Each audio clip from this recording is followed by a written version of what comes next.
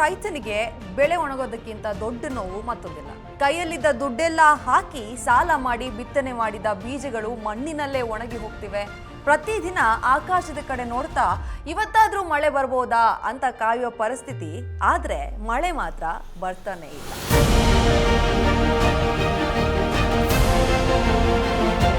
ಈ ವರ್ಷ ಮಳೆ ಕೈ ಕೊಟ್ಟಿದೆ. ಬೋರ್ವೆಲ್ಗಳು ಒಣಗಿವೆ, ಕೆರೆ ಕಟ್ಟೆಗಳು ಖಾಲಿಯಾಗಿವೆ.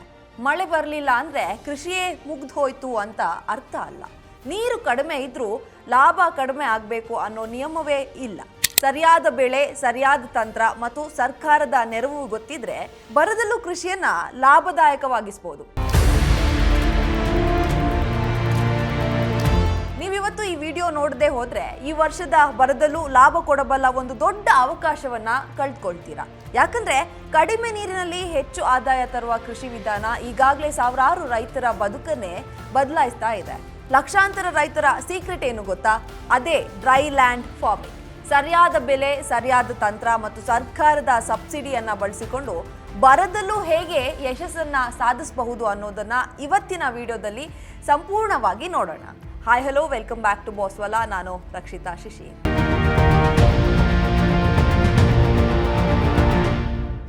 ಆಕಾಶದ ಕಡೆ ನೋಡಿ ನೋಡಿ ಕಣ್ಣು ಸೋತು ಹೋಗಿದೆ. ಮೋಡಗಳು ಬರ್ತಾ ಇವೆ, ಆದ್ರೆ ಮಳೆ ಒಂದು ಹನಿ ಕೂಡ ಹನಿತಾ ಇಲ್ಲ. ಕೈಯಲ್ಲಿದ್ದ ದುಡ್ಡೆಲ್ಲ ಹಾಕಿ ಸಾಲ ಮಾಡಿ ಬಿತ್ತನೆ ಮಾಡಿದ ಬೀಜಗಳು ಮಣ್ಣಿನಲ್ಲೇ ಒಣಗಿ ಹೋಗ್ತಾ ಇವೆ. ಈ ವರ್ಷ ಮಳೆಯೇ ಇಲ್ಲ. ಇನ್ಮುಂದೆ ಕೃಷಿ ಮಾಡಿ ಏನ್ ಪ್ರಯೋಜನ? ಕೃಷಿ ಬಿಟ್ಟು ಬೇರೆ ಕೆಲಸ ಹುಡುಕಿಕೊಳ್ಳೋಣ ಅಂತ ಕಂಗಾಲಾಗಿ ನೀವು ಕೂತಿದ್ದೀರಾ? ತಡೀರಿ, ಒಂದು ಕ್ಷಣ ಯೋಚನೆ ಮಾಡಿ.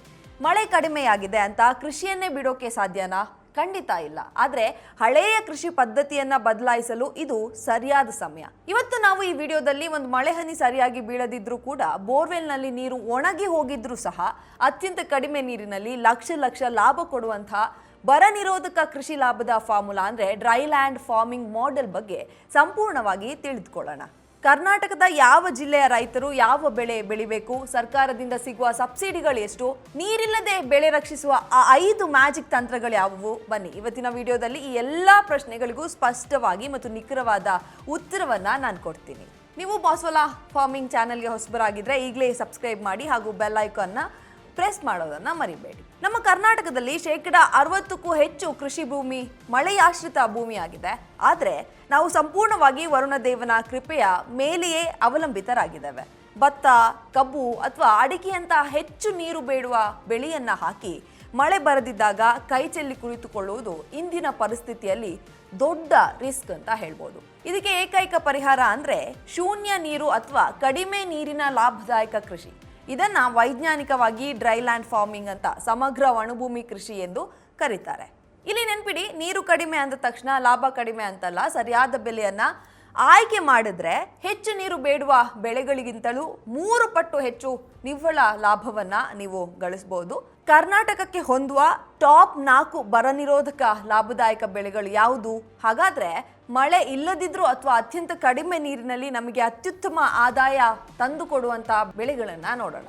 ನಮ್ಮ ಕರ್ನಾಟಕದಲ್ಲಿ ಹವಾಮಾನಕ್ಕೆ ಸೂಕ್ತವಾದ ಟಾಪ್ 4 ಬೆಳೆಗಳ ಪಟ್ಟಿ ಹೀಗಿವೆ. ಫಸ್ಟ್ ಒನ್ ಡ್ರ್ಯಾಗನ್ ಫ್ರೂಟ್ ಮತ್ತು ನುಗ್ಗೆ ಅಂದ್ರೆ ಡ್ರಮ್ ಸ್ಟೆಕ್. ಡ್ರ್ಯಾಗನ್ ಫ್ರೂಟ್ ಕಳ್ಳಿ ಗಿಡದ ತಳಿಗೆ ಸೇರಿದ್ದಾಗಿದ್ದು ಇದಕ್ಕೆ ಅತ್ಯಂತ ಕಡಿಮೆ ನೀರು ಸಾಕು. ಒಮ್ಮೆ ನೆಟ್ಟರೆ 20 ರಿಂದ 25 ವರ್ಷಗಳ ಕಾಲ ಸತತ ಆದಾಯವನ್ನ ಇದು ಕೊಡುತ್ತೆ. ಪ್ರಸ್ತುತ ಮಾರುಕಟ್ಟೆಯಲ್ಲಿ ಕೆಜಿಗೆ 100 ರಿಂದ 150 ಬೆಲೆ ಕೂಡ ಇದಕ್ಕಿದೆ.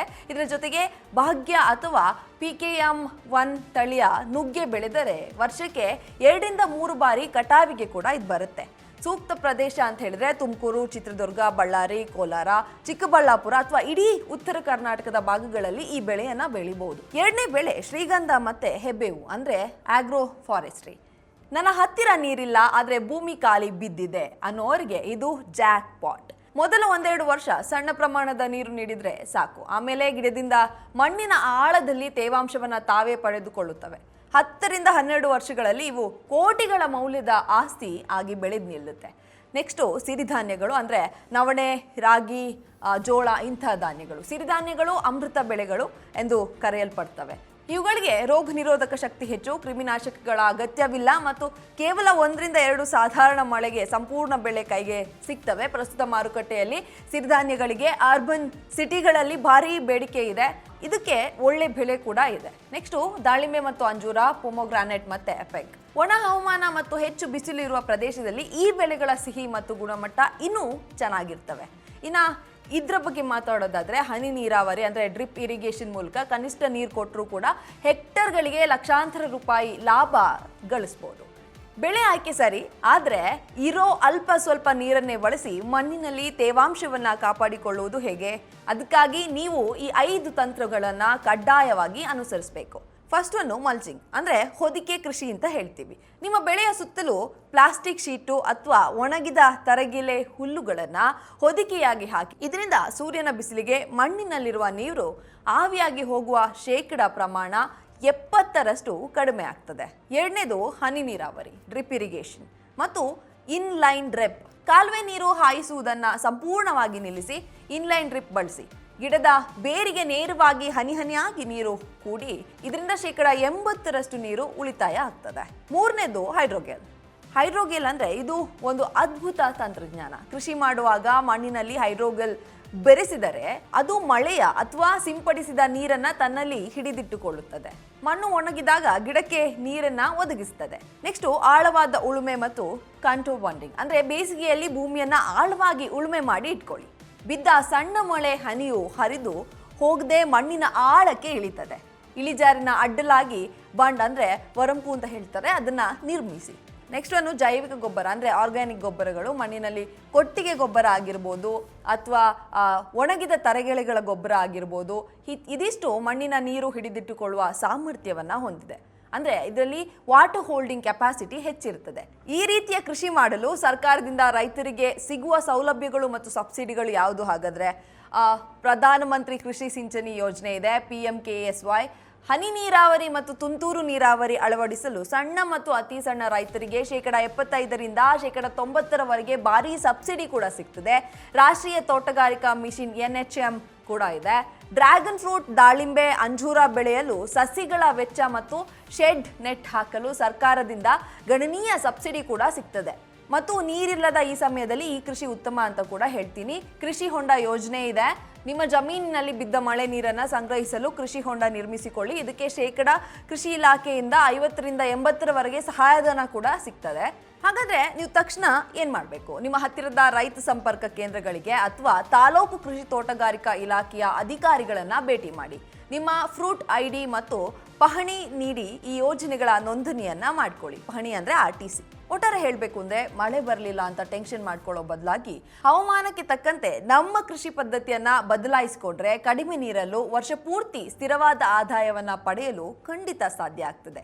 ಮಳೆ ಇಲ್ಲ ಅಂದ್ರೆ ಕೃಷಿ ಮುಗಿಯಿತು ಅನ್ನೋ ಕಾಲ ಹೋಯ್ತು. ಇವತ್ತು ಸರಿಯಾದ ಯೋಜನೆ ಇದ್ರೆ, ಸರಿಯಾದ ಟೆಕ್ನಿಕ್ಸ್ ಗೊತ್ತಿದ್ರೆ ಮರುಭೂಮಿಯಲ್ಲೂ ಕೂಡ ಚಿನ್ನ ಬೆಳಿಬಹುದು.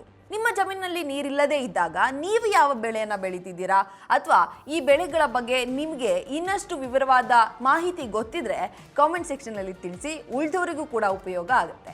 ಈ ಮಾಹಿತಿ ಪ್ರತಿಯೊಬ್ಬ ಸಂಕಷ್ಟದಲ್ಲಿರುವ ರೈತನಿಗೆ ತಲುಪಲು ವಿಡಿಯೋವನ್ನ ಇಷ್ಟವಾಗಿದ್ರೆ ಲೈಕ್ ಮಾಡಿ. ನಿಮ್ಮ ವಾಟ್ಸಪ್ ಗ್ರೂಪ್ಗಳಲ್ಲಿ ರೈತ ಬಾಂಧವರಿಗೆ ತಪ್ಪದೇ ಶೇರ್ ಮಾಡಿ. Thank you for watching Bosswala farming Kannada channel. ಇಂತಹ ಇನ್ನಷ್ಟು ವಿಡಿಯೋಗಳಿಗಾಗಿ ನಮ್ಮ ಚಾನೆಲ್ ಅನ್ನು ನೋಡ್ತಾ ಇರಿ. Thank you, bye. Brand partnership ಮತ್ತು ಜಾಹೀರಾತಿಗಾಗಿ ಸಂಪರ್ಕಿಸಿ brand@boswala.com. WhatsApp number 9108014192. Bosswala. Be the boss.